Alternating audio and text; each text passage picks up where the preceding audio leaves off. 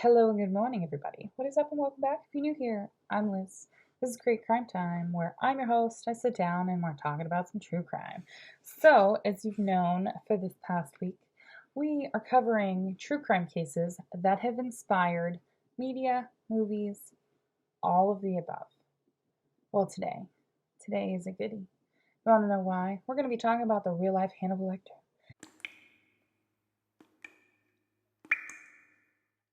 If you don't know who Hannibal Lecter is, I highly suggest you getting out from the rock that you're living under. There's been multiple series when it comes to Hannibal Lecter. Hannibal.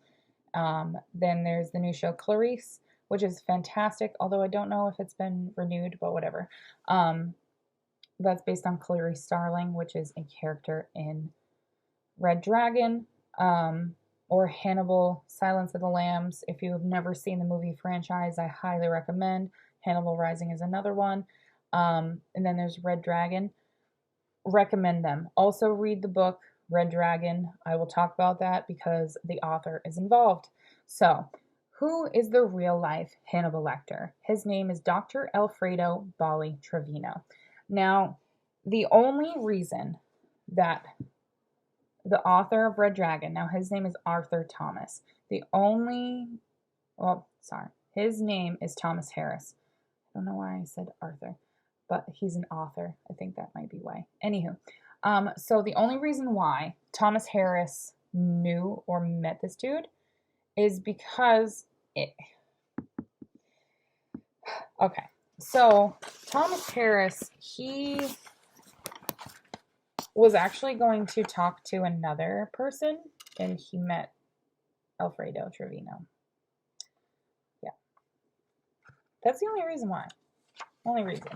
If he had never gone to it, okay. So in the 1960s, 1963 in particular, this is when he met Alfredo. Now, he was visiting the Topo Chico Penitentiary, and this is in Nuevo Leon, Mexico. And this is while he was working on a story called Argosy. And Argosy, well, a story for Argosy. Argosy was an American pulp fiction magazine. It ran for 96 years between 1882 and 1978. So Thomas is 23 right now.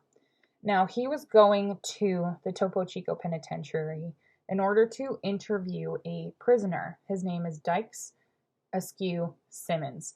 Now, Simmons had, a triple murder, and he was committed to the prison's mental ward. And he was sentenced to death for the triple murder. And before Mr. Harris went to the prison is when Simmons bribed a guard to help him escape. So the guard took the money and let Simmons escape, but this was only temporary.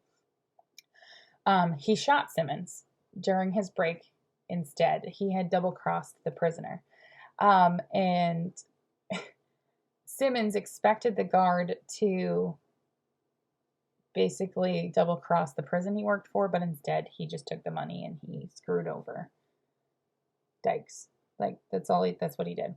So because he shot Dykes, he laid on the ground and he was bleeding out. This is when Dr. Alfredo Trevino comes in play. He rushed to his side and not only stopped the bleeding, but he treated the gunshot wound and he saved Dykes' life. This led Harris to develop an interest in Trevino. He began asking permission to interview the doctor. And after he did, this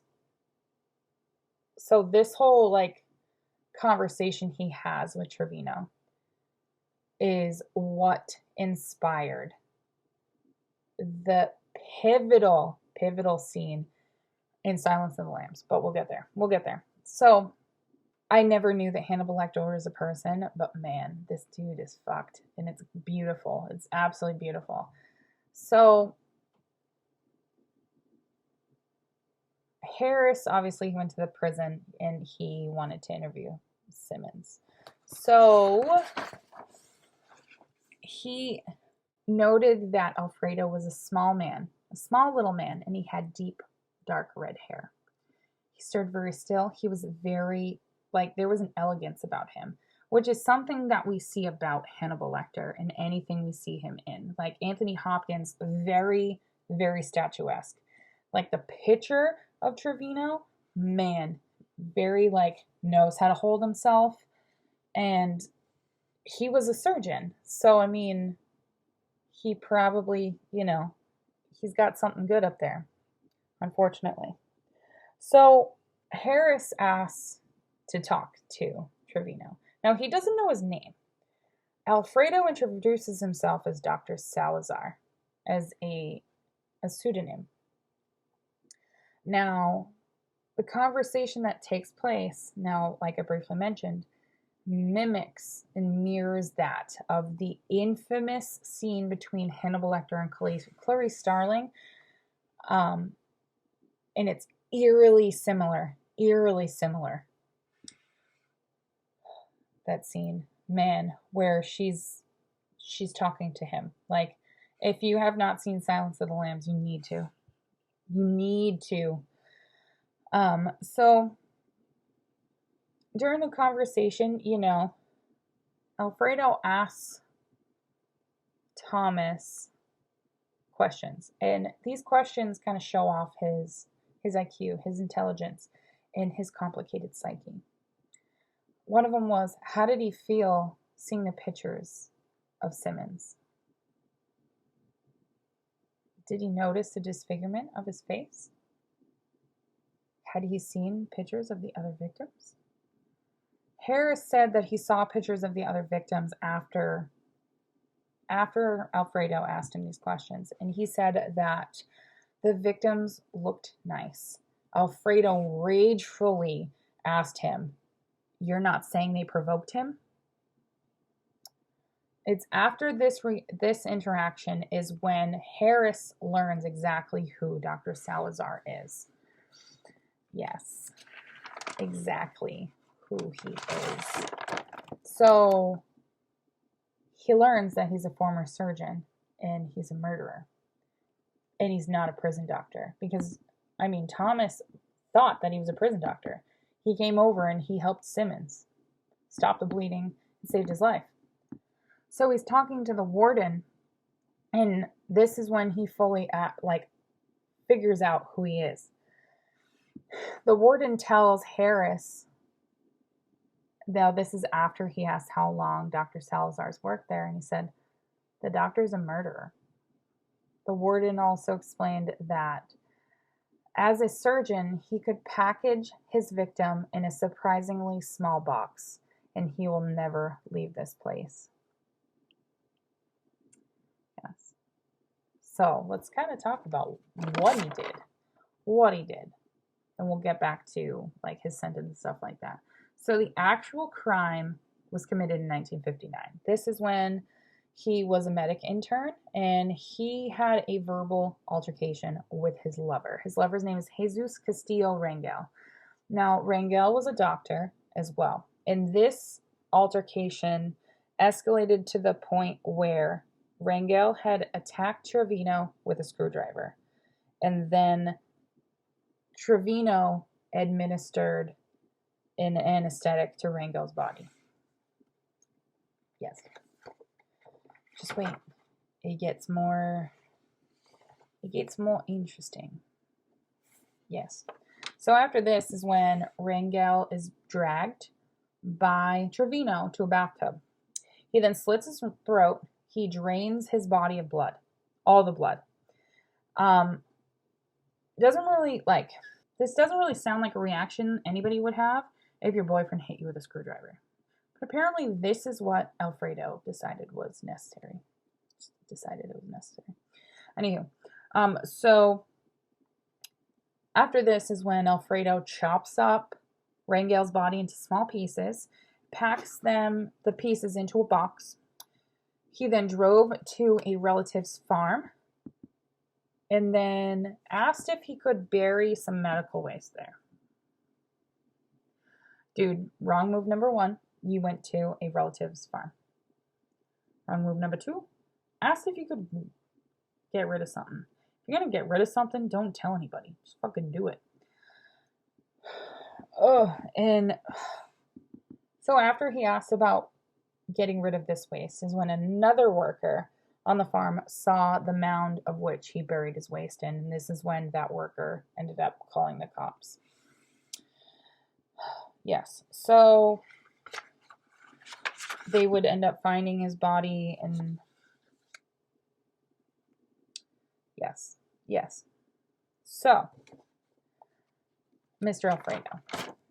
Alfredo, he ended up being sentenced to death, but his sentence was commuted to 20 years, and he was released in either 1980 or 1981. His last recorded interview was in 2008, and this is when he was quoted saying, "I don't want to relive my dark past. I don't want to wake up with my ghosts. It's very hard. The past is heavy, and the truth is that this angst I have is unbearable." He died in 2009 at the age of 81. He spent the last few years of his life helping the poor and elderly, especially those who could not afford healthcare. So he ended up helping those who really needed the help that he was able to give them. So, like I mentioned, the strange interaction that happened between Trevino and Harris stuck with him. So, coincidentally, the same year that Trevino was released is when Red Dragon was released. That was released in 1981, and this is where Hannibal Lecter is first depicted, and he is depicted as a brilliant doctor and a murderer. I was really taken aback. I was like, shit, I didn't know that Hannibal Lecter was a real person. That's really cool, because I mean, Hannibal Lecter is one of those guys that you just are like, who the fuck is gonna make that shit up? Who is really gonna think of this stuff? And apparently the actual author is the one that was like, shit, I met him in real life. Fuck. Let's make a beautiful book. Not even thinking that there was going to be a movie franchise after it, but let's make a beautiful book. Hello movie franchise and every spinoff afterwards. Hello Hannibal. But yes, my friends, that is the real story of Hannibal Lecter. It's beautiful. Yeah. So I hope you guys enjoyed today's true crime case. And if you did, don't forget to hit that like button, turn your bell notification onto all, and make sure you do that after you subscribe, because you doing that helps me know that you guys want to stay motivated and you want to see my videos and see some more true crime. So if you have any case that you want me to cover that is a true crime case that has inspired media or any of the above, or even just a true crime case in general, put it in the comments down below, and I will see you guys tomorrow in a brand new video. Bye, you guys.